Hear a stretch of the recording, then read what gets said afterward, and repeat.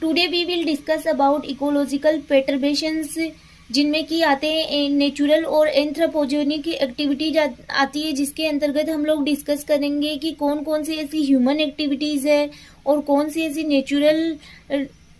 Natural condition आती है जिनके कारण एक इकोसिस्टम प्रभावित होता है, उनके ऊपर आज हम लोग डिस्कस करेंगे। इनके इफेक्ट भी हम लोग स्टडी करने वाले हैं कि कौन कौन से इफेक्ट है जिनके कारण एक इकोसिस्टम प्रभावित होता है।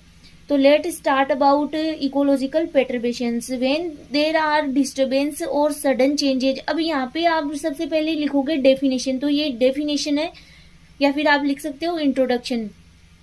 When there are disturbance or sudden changes in any of the ecosystem, then such changes or disturbance are called ecological perturbations. These changes can be both natural और anthropogenic.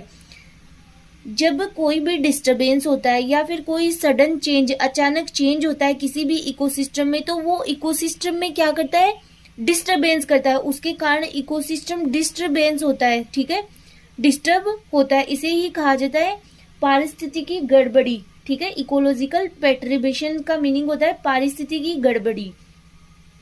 Natural disturbance can be include fire है, landslide है, flooding है, wind storm है and paste attack etc. It is a temporary quick change in environmental condition. ये यहाँ पे quick है, quick change in environmental condition. तो नेचुरल डिस्टरबेंस में क्या हो सकता है कि फायर हो सकती है, लैंडस्लाइड हो सकती है, फ्लडिंग है, वाइंड स्टॉर्म है, ये सारे नेचुरल डिस्टरबेंस के रीजन है। Anthropogenic defined that climate change by human activities. Anthropogenic का मीनिंग ही ये होता है कि ह्यूमन के द्वारा किस प्रकार से एक इकोसिस्टम प्रभावित होता है, सच एज डिफोरेस्टेशन है, पोल्यूशन है and other human activities that को चेंज इन क्लाइमेट। और भी कोई एक्टिविटी जिनके कारण जो क्लाइमेट चेंज हो रहा है, तो ये सब किस में आ रहा है, एंथ्रोपोजेनिक एक्टिविटी के अंतर्गत। Anthropogenic activity and there impact on environment. Anthropogenic activities और उनके इन्वायरमेंट पर क्या क्या प्रभाव पड़ते हैं। एनवायरमेंट में के रेफरेंस में anthropogenic term means human activities का एनवायरमेंट पर पड़ने वाले इफेक्ट से। The effect of human activities are studied on the following. The effect changes in biological या biophysical environments, change in ecosystem, change in biodiversity, change in natural resources। तो ये सारे जो टर्म है उनको आप बिल्कुल भी रटना नहीं है। इनको जैसे मैं पहले भी बोल चुकी हूँ कि रटना कुछ भी नहीं है आपको, बस ओनली फॉर जो लिखा हुआ उसको समझना है, ठीक है। सबसे पहले change in biophysical environments. A biophysical environments means the biotic and abiotic population. अब सबसे पहले आपको ये पता होना चाहिए कि बायोफिजिकल एनवायरनमेंट क्या होता है, जिसमें कि बायोटिक और अबायोटिक पॉपुलेशन दोनों आ जाती है, सच एज लैंड है, एयर है, वाटर है, land, air, water, plants and animals and other natural resources. इन सब में यदि ह्यूमन एक्टिविटीज की वजह से चेंज हो जाता है तो ये इकोलॉजिकल पेटर्बेशन का रीजन होता है। चेंज इन इकोसिस्टम, और इकोसिस्टम में अब क्या आ रहा है, इकोसिस्टम एक प्रकार से जो फंक्शनल और स्ट्रक्चरल यूनिट होती है किसी भी पारिस्थितिकी तंत्र की। यानी ecosystem is structural and functional unit of ecology where the living organism interact with each other and the surrounding environment. Ecosystem में change, deforestation and other human activities या ह्यूमन इंटरेक्शन एक्टिविटीज के कारण पेट्रिब्यूशन होता है। तो ये किस में आता है, एंथ्रोपोजेनिक एक्टिविटीज के अंतर्गत आता है। चेंज इन बायोडाइवर्सिटी, यदि हम नेचुरल रिसोर्सेज का अपने तरीके से यूज करते हैं या अतिदोहन करते हैं जिससे बायोडाइवर्सिटी को नुकसान होता है। चेंज इन नेचुरल रिसोर्सेज, यदि नेचुरल रिसोर्सेज का सस्टेनेबल यूज नहीं हो रहा है तो यह भी पेट्रिब्यूशन का रीजन होगा। अब है causes of anthropogenic.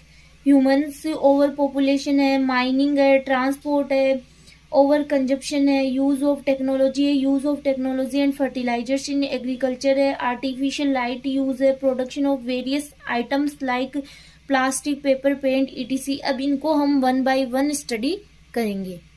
Impact of anthropogenic activities, अब इनको हम वन बाय वन स्टडी करते हैं। ह्यूमन ओवर पॉपुलेशन, यदि ओवर पॉपुलेशन होगी तो सभी को नेचुरल रिसोर्सेज है वो प्राप्त नहीं हो पाएंगे, जिससे कि इन्वायरमेंट में जो लिमिटिंग रिसोर्सेज प्रेजेंट है उनका सब क्या करेंगे, ज़्यादा से ज़्यादा कंजप्शन करेंगे, उपभोग करेंगे। यदि किसी एरिया में ओवर पॉपुलेशन होगी तो ओवर कंजप्शन होगा, जिससे इकोलॉजिकल पेट्रिबेशन होगा, पारिस्थितिकी गड़बड़ी होगी। Impact of energy harvesting, fossil fuel resources है, ऑयल प्रोडक्शन है, फूड ऑयल ईटीसी का हार्वेस्ट करने से एनर्जी का प्रोडक्शन होता है। ये एनर्जी इन्वायरमेंट को नुकसान पहुंचाती है, ये भी एक एंथ्रोपोजेनिक एक्टिविटी के अंतर्गत आता है। फिर आपके light pollution, artificial light at night is the one of the most physical change that human have made to the biosphere. Manufactured product such as cleaning agents है, leather है, paper है, paint, plastic etc. contribute to the environment pollution. ये सब भी क्या होते हैं कि environment के pollution का कारण बनते हैं। Impact of mining include erosion. Mining process द्वारा जो केमिकल्स निकलते हैं वो लोकल पॉपुलेशन के लिए हार्मफुल होते हैं। Environmental degradation effect, human species directly indirectly अपने फूड के लिए या किसी अदर पर्पज के लिए अदर स्पीसीज को किल करती है, तो ये भी एंथ्रोपोजेनिक एक्टिविटी के अंतर्गत ही आता है। Global warming, global warming is the result of increasing atmospheric CO2 and other harmful gases के इंक्रीज होने से इन्वायरमेंट के टेम्परेचर में भी वृद्धि होती है, जिससे इन्वायरमेंट भी इफेक्ट होता है। ठीक है, इनमें समझाने वाला कुछ नहीं है, क्योंकि इनको आप जब रीड करोगे तब आपको खुद को ही समझ में आ जाएगा कि क्या लिखा हो। जैसे यहाँ पे ह्यूमन ओवर पॉपुलेशन, कि अगर ओवर पॉपुलेशन हो रही है तो सभी जो नेचुरल रिसोर्सेज प्रेजेंट है वो तो लिमिटेड ही है। अब उनका अगर ओवर पॉपुलेशन होगी तो वो ओवर कंजप्शन करेगी और इससे की पारिस्थितिकी गड़बड़ी होगी। फिर है, अगर ये वाली बात करें impact of mining including erosion, तो इसमें माइनिंग की प्रोसेस के द्वारा केमिकल्स निकलते हैं और वो वहां पे जो आसपास रहने वाली जो पॉपुलेशन है उनके लिए हार्मफुल होते हैं। तो ये भी एक प्रकार की एंथ्रोपोजेनिक एक्टिविटी है। फिर नेक्स्ट हम लोग बात करते हैं कि habitat destruction. Habitat destruction means habitat loss and habitat reduction, कि एक स्थान से दूसरे स्थान पर चले जाना, हैबिटेट का लॉस होना, ठीक है, आवास का लॉस होना। Habitat destruction means habitat loss और हैबिटेट रिडक्शन, किसी का मतलब आवास है वो उनसे छूट जाना या आवास में कमी हो जाना। लैंड डिग्रेडेशन, कई ह्यूमन इंड्यूस्ड प्रोसेस से लैंड का डिग्रेडेशन होता है।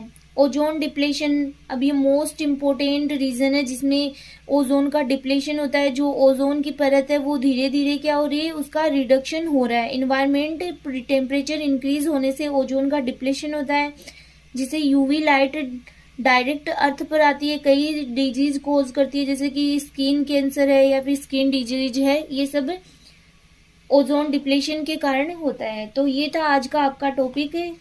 तो ये टॉपिक आपके यहाँ से था इकोलॉजिकल पेट्रिबेशंस, नेचुरल और anthropogenic and there impact on plants and ecosystem. तो ये आज हमने पूरा टॉपिक कंप्लीट कर लिया है। नेक्स्ट लेक्चर में नए टॉपिक के साथ फिर मिलेंगे।